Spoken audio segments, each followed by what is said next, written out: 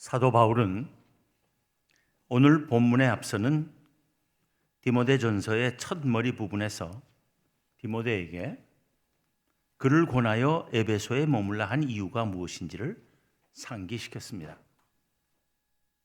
그것은 에베소 교회 안에 거짓 교사들이 침투하여 사도 바울이 가르친 교훈과 다른 교훈을 가르치지 못하게 하기 위한 것이었습니다. 디모데에게 교회 지도자로서 참된 복음과 바른 교훈으로 신자들을 지키며 양육할 것을 당부하는 말로 편지를 시작한 사도 바울은 잠시 자기 자신이 어떻게 주의 일꾼이 되었는지를 회상하며 주님으로부터 받은 은혜와 직분이 무엇인지를 언급합니다. 그것이 오늘 본문입니다. 사도 바울은 먼저 주님께 감사하며 그 이유를 말합니다. 본문 12절에서 그는 쓰기를 나를 능하게 하신 그리스도 예수 우리 주께 내가 감사함은 나를 충성되이 여겨 내게 직분을 맡기심이니 합니다. 이 글 속에서 우리는 그가 주님께 감사하는 이유 세 가지를 읽을 수 있습니다. 첫째는 주님께서 자기를 충성되이 여기신 것입니다. 둘째는 주님께서 자기에게 직분을 맡기신 것입니다. 셋째는 주님께서 자기를 능하게 하신 것입니다. 즉 주님께서는 사도 바울을 충성되이 여기시고 그에게 직분을 맡기셨으며 그 직분을 감당할 수 있도록 능력도 주셨기 때문에 감사하지 않을 수 없다는 것입니다. 사도 바울의 이런 감사가 우리 모두의 감사가 되기를 바랍니다.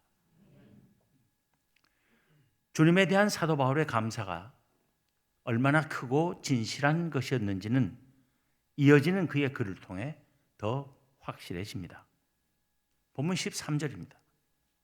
내가 전에는 비방자요, 박해자요, 폭행자였으나 도리어 긍휼을 입은 것은 내가 믿지 아니할 때 알지 못하고 행하였습니다. 주님께서 사도 바울을 충성되이 여기시고 그에게 직분을 맡기신 것이 그가 주님께 처음부터 일관되게 충성스러웠기 때문이 아니라는 것입니다. 전에는 그가 예수 그리스도의 비방자였고 박해자였으며 폭행자였는데 도리어 주님께서는 자기에게 긍휼을 베푸셔서 주의 사도로서의 직분과 능력을 주셨다는 것입니다. 그래서 감사하지 않을 수 없다는 것입니다. 성경에서 사도 바울이 예수님을 직접적으로 비방하고 박해하며 폭행했다고 전해지지는 않습니다. 그러나 그가 교회, 즉 예수 그리스도를 믿는 이들의 비방자요, 박해자요, 폭행자였던 것은 사실입니다. 그런데 교회는 그리스도의 지체이므로 교회에 대한 비방과 박해와 폭행은 곧 그리스도에 대한 비방과 박해와 폭행으로 간주될 수 있는 것입니다.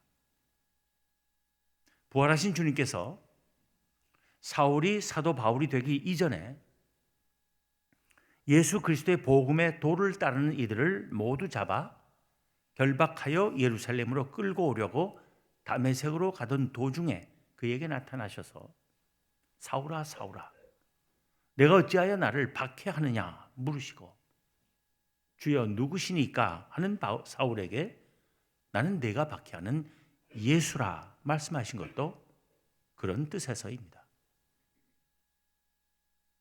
아무튼 사도 바울은 예수 그리스도의 비방자였고 박해자였으며 폭행자였던 자기에게 도리어 긍휼을 베푸셔서 주의 사도로서의 직분과 능력을 주신 것을 넘치도록 풍성한 주님의 은혜라고 고백합니다. 본문 14절입니다. 우리 주의 은혜가 그리스도 예수 안에 있는 믿음과 사랑과 함께 넘치도록 풍성하였도다. 그런데 사도 바울은 여기서 하나님께서 자기에게 쏟아부어 주신 은혜에서 무엇보다도 중요한 것은 그리스도 예수 안에 있는 믿음과 사랑이라고 말하고 있습니다. 즉 예수 그리스도를 믿게 하시고 그의 사랑을 깨달아 알게 하신 은혜이며 자기가 갖게 된 믿음과 깨달은 사랑을 온 세상 사람들에게 전하며 함께 나누는 삶으로 불러주신 은혜인 것입니다. 사도 바울의 이 고백이 또한 우리 모두의 고백이 되기를 바랍니다. 그리스도 예수 안에 있는 믿음과 사랑과 함께 넘치도록 풍성한 우리 주님의 은혜, 이것을 보다 구체적으로 달리 표현하면 무엇이 되겠습니까? 바로 뒤따르는 15절의 말입니다. 미쁘다 모든 사람이 받을 만한 이 말이요 그리스도 예수께서 죄인을 구원하시려고 세상에 임하셨다 하였도다. 죄인 중에 내가 괴순이라. 미쁘다 모든 사람이 받을 만한 이 말이라는 것은 사도 바울이 자기가 곧 하려고 하는 말의 참됨과 중요성을 강조하기 위하여 그의 목회 서신에서만 사용한 어법입니다. 디모데전서 3장 1절과 디모데후서 2장 11절에서는 보다 짧게 미쁘다 이 말이여 하고 디모데전서 4장 9절에서는 미쁘다 이 말이여 모든 사람들이 받을만 하도다 하며 디도서 3장 8절에서는 이 말이 미쁘도다 합니다. 그러면 오늘 본문에서 먼저 이 말을 하며 뒤따라 강조하고자 한 중요한 사실은 무엇입니까? 짧지만 바로 복음이고 우리의 구원의 믿음의 핵심이 되는 것입니다. 곧 그리스도 예수께서 죄인을 구원하시려고 세상에 임하셨다는 것입니다. 그리스도 예수께서 죄인을 구원하시려고 세상에 임하셨다. 이것이 바로 복음이고 우리의 믿음의 핵심입니다. 그리고 그 말이 참되다는 증거가 바로 사도 바울 자기 자신이라는 것입니다. 자기는 보통 죄인도 아니고 죄인 중에 괴수인데 자기까지 구원하신 것이야말로 그리스도 예수께서 죄인을 구원하시려고 세상에 임하셨다는 확실한 증거라는 것입니다. 고린도전서 15장 9절에서 쓰기를 나는 사도 중에 가장 작은 자라. 나는 하나님의 교회를 박해하였으므로 사도라 칭함받기를 감당하지 못할 자니라 한 사도 바울입니다. 그가 교회를 박해했었기 때문에 사도 중에 가장 작은 자라고 했었는데 오늘은 스스로를 죄인 중에 괴수라고 합니다. 죄인 중에 괴수인 나를 구원하시고 그런 풍성한 은혜를 베푸시고 그러니 감사하지 않을 수 없다는 것입니다. 하지만 사도 바울은 넘치도록 풍성한 우리 주 예수 그리스도의 은혜를 인하여 감사하는 것으로 그치지 않습니다. 그는 죄인 중에 괴수였던 자기를 구원하신 주님의 은혜 속에서 자기에게 주어진 사명을 깨닫습니다. 본문 16절을 봅니다. 그러나 내가 긍휼을 입은 까닭은 예수 그리스도께서 내게 먼저 일체 오래 참으심을 보이사 후에 주를 믿어 영생 얻는 자들에게 본이 되게 하려 하심이라. 사도 바울은 자기가 죄인 중에 괴수였음에도 불구하고 그의 모든 죄의 일체를 참으시고 오래 참으신 주님을 발견합니다. 그리고 자기가 그런 긍휼을 입은 까닭이 무엇인지를 찾습니다. 그것은 자기로 하여금 후에 주를 믿어 영생 얻는 자들에게 본이 되게 하려 하심이라는 것입니다. 주를 믿어 영생 얻는 자들에게 본이 되게 하려 하심이라는 말 속에 담긴 뜻이 무엇이겠습니까? 주 예수 그리스도를 믿으면 그저 영생을 얻고 그것을 누리기만 하는 것이 아니라는 것입니다. 하나님께서는 주를 믿어 영생을 얻게 되는 모든 사람이 또한 사도 바울처럼 사도 바울을 본받아 살게 하시려고 한다는 것입니다. 이것은 하나님께서 사도 바울에게 긍휼을 베푸신 데는 그로 하여금 그 뒤에 예수 그리스도를 믿게 될 모든 사람들에게 본이 되는 삶을 살게 하시려는 뜻임을 사도 바울 자신이 깨달았음을 말합니다. 그리고 모든 신자들이 사도 바울처럼 사는 것이 또한 하나님의 뜻임을 우리로 알게 하는 것입니다. 하나님께서 우리에게 풍성한 은혜를 베푸시고 우리의 모든 죄를 다 오래 참으신 것은 우리가 그저 용서와 구원과 영생만을 누리라고 하는 것이 아니라 그 받은 바 은혜를 널리 증언하고 그 받은 바 사랑을 널리 나누라고 하는 그런 삶을 살라는 뜻이라는 것을 사도 바울이 깨닫고 그렇게 살고 다른 사람들이 또 그를 본받아 그렇게 살게 하시기 위함이라고 하는 것입니다.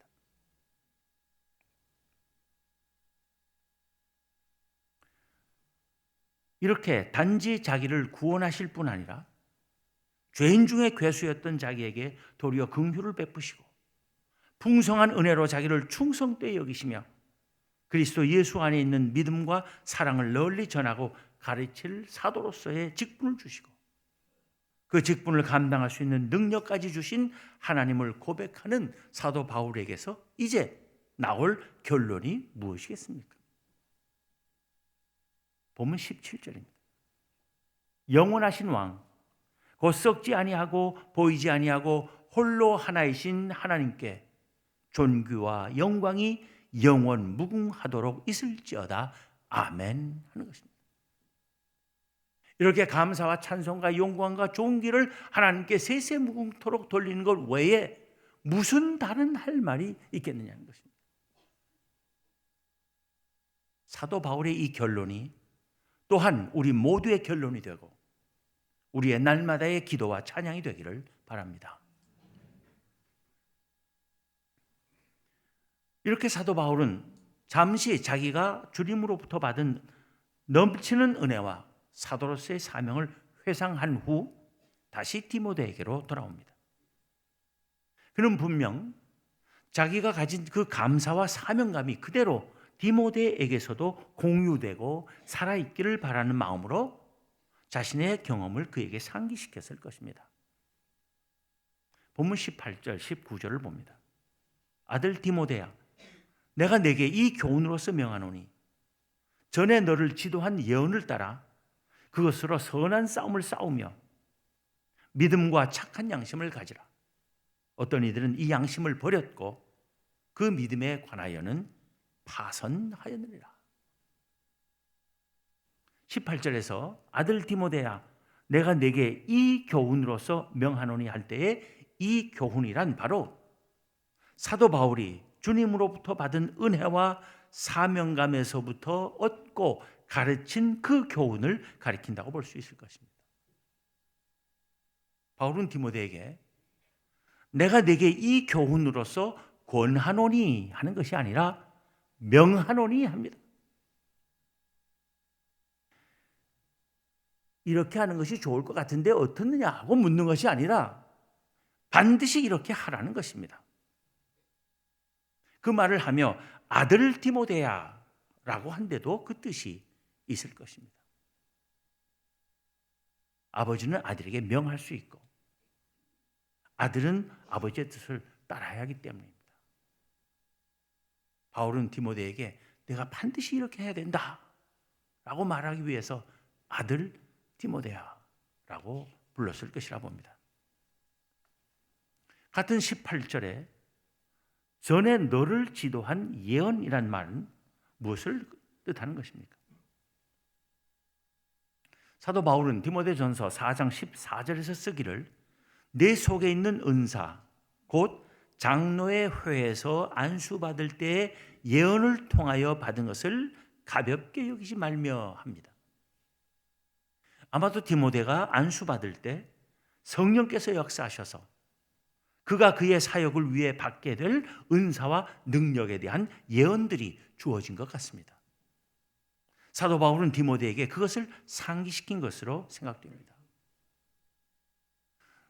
내가 안수받을 때 받은 그 예언을 통해서 얻게 된 그 은사, 능력을 가지고 선한 싸움을 싸워야 할 텐데, 그 선한 싸움을 싸우기 위해서는 내가 반드시 지킬 것이 있다. 내가 가르친 그 교훈, 내가 이미 체험하고 깨달은 그 교훈을 가지고 내가 받은 바 은사와 능력으로 선한 싸움을 싸우라 하는 것입니다. 디모데가 안수를 받은 것은 복음의 전도자이며 교회 목회자가 되기 위한 것이었습니다. 그 사명을 감당하는 것이 디모데에게서는 선한 싸움이었습니다. 그가 안수받을 때 예언대로 받은 은사를 가지고 선한 싸움을 싸우기 위하여 사도 바울이 이미 경험하고 깨달아 그에게 전수하는 교훈을 명심하고 실천해야 한다는 말입니다. 19절에서는 믿음과 착한 양심을 가지라 합니다. 선한 싸움은 믿음과 착한 양심을 가지고 싸우는 것임을 다시 한번 상기시키는 말입니다. 믿음과 착한 양심 없이 싸우는 것은 선한 싸움일 수도 없고, 아무리 목적이 선한 싸움이라 해도 믿음과 착한 양심으로 수행하지 않으면 결코 승리를 거둘 수 없다는 것입니다. 끝으로 사도 바울은 믿음과 착한 양심을 버린 자들에 대해 경고하기를 잊지 않습니다. 19절 중반 이후와 20절을 다시 봅니다. 어떤 이들은 이 양심을 버렸고 그 믿음에 관하여는 파선하였느니라. 그 가운데 후메네오와 알렉산더가 있으니 내가 사탄에게 내준 것은 그들로 훈계를 받아 신성을 모독하지 못하게 하려 함이라. 후메네오가 어떤 자인지를 우리는 디모데 후서 2장 16절부터 18절에서 조금 알 수 있습니다. 거기 보면 망령되고 헛된 말을 버리라. 그들은 경건하지 아니하며 점점 나아가나니 그들의 말은 악성 종양이 퍼져나감과 같은데 그 중에 후메네오와 빌레도가 있느니라. 진리에 관하여는 그들이 그릇되었도다. 부활이 이미 지나갔다 하므로 어떤 사람들의 믿음을 무너뜨리느니라. 여기서 우리는 후메네오가 어떤 사람인지 알 수 있습니다. 무슨 잘못을 한 사람인지 알 수 있습니다. 그는 아마도 에베소 교회 내에서 어떤 지도적인 위치에 있어서 영향력을 행사하는 사람이었을 것입니다. 그런데 그는 진리에 관하여 그릇되게 가르쳤다는 것입니다. 즉 부활이 이미 지나갔다고 가르쳤다는 것입니다. 그래서 교인 중에 일부 사람들의 믿음을 무너뜨리고 있다는 것입니다. 부활이 이미 지나갔다는 것은 무슨 말이겠습니까? 그 잘못된 가르침을 가르치는 거짓 교사들에 따르면 부활은 문자 그대로의 육체적인 부활이 아니라 죽은 것이나 다름없었던 과거의 죄 많은 삶으로부터 새 사람으로 거듭나는 것, 그것이 부활이라는 것입니다. 그러니까 그 부활은 육체적인 부활이 아니라는 거예요. 영적인 부활일 뿐이라는 것입니다. 그러니 부활은 주님께서 다시 오실 때 일어날 미래 사건이 아니라 우리가 예수 그리스도를 믿을 때 이미 일어난 과거의 사건이라는 것입니다. 그런 뜻에서 부활이 이미 지나갔다고 가르친 것이라고 보는 것입니다. 물론 우리가 믿는 부활의 의미 속에는 영적인 부활의 의미도 분명 들어있지만 육적인 부활을 부인해서는 안 되는 것입니다. 그것은 우리의 믿음을 무너뜨리는 일이라고 사도 바울은 말합니다. 그는 고린도전서 15장 16절부터 19절에서도 이렇게 쓰고 있습니다. 만일 죽은 자가 다시 살아나는 일이 없으면 그리스도도 다시 살아나신 일이 없었을 터요. 그리스도께서 다시 살아나신 일이 없으면 너희의 믿음도 헛되고 너희가 여전히 죄 가운데 있을 것이요. 또한 그리스도 안에서 잠자는 자도 망하였으니 만일 그리스도 안에서 우리가 바라는 것이 다만 이 세상의 삶뿐이면 모든 사람 가운데 우리가 더욱 불쌍한 자이리라.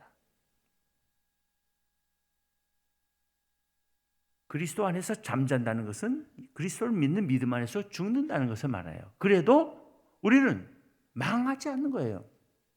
우리가 그리스도 안에서 그를 믿는 믿음 안에 죽으면 곧바로 하나님의 품 안에 안기는 것이 우리의 믿음입니다. 이 세상에서 삶이 끝나는 그 순간 즉시 새로운 세상의 삶이 시작되는 것입니다. 결코 망하지 않는 것이에요.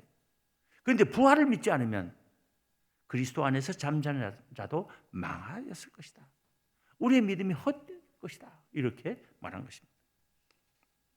후메네오가 믿음에 관하여는 파선한 자들 가운데 있다고 한 것은 그런 뜻에서일 것입니다.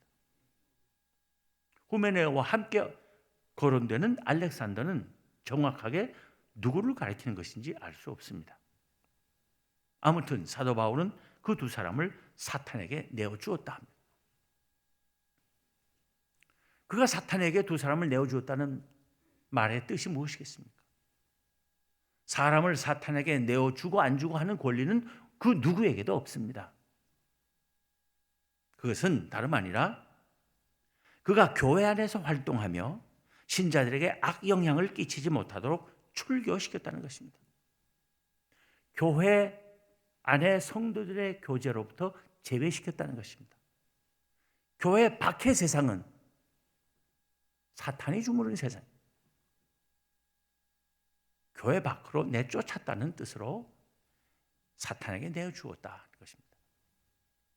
그러나 사도 바울은 내가 사탄에게 내준 것은 그들로 훈계를 받아 신성을 모독하지 못하게 하려 함이라고 씀으로써 출교의 목적이 회개하게 하는 데 있고 하나님을 욕되게 하는 일이 교회 안에서 없게 하기 위한 것임을 분명히 하고 있습니다.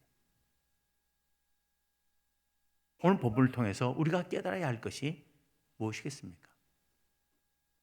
사도 바울처럼 우리도 우리의 죄인됨을 깊이 깨달아야 하겠습니다. 우리의 죄인됨에도 불구하고 도리어 우리에게 긍휼을 베푸신 하나님의 구원의 은혜에 늘 감격하며 감사할 줄 알아야 하겠습니다. 우리를 구원하실 뿐 아니라 우리에게 복음 전도와 사랑 나눔의 사명을 주신 주님께 충성해야 할 것입니다. 믿음과 착한 양심으로 우리가 싸워야 할 선한 싸움을 끝까지 싸워가며 넘치도록 풍성한 우리 주님의 은혜에 응답하는 우리 모두가 되기를 기원합니다. 기도하겠습니다.